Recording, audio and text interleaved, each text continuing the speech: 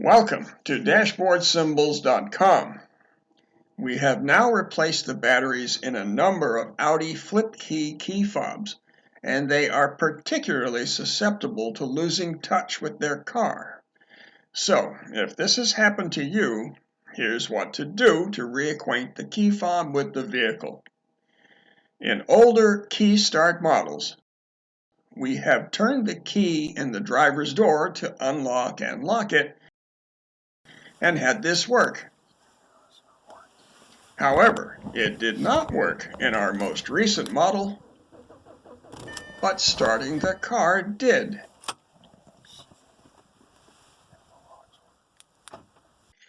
In push-button start models, this isn't possible, and turning the key in the driver's door lock cylinder is the only choice. Start by pressing the unlock button.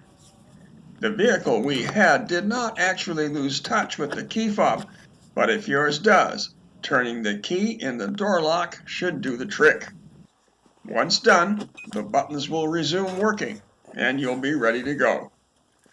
For help with other push-button or keyless start cars and key fobs from this or other manufacturers, look for more videos from us here on YouTube, subscribe to this channel, or go to DashboardSymbols.com.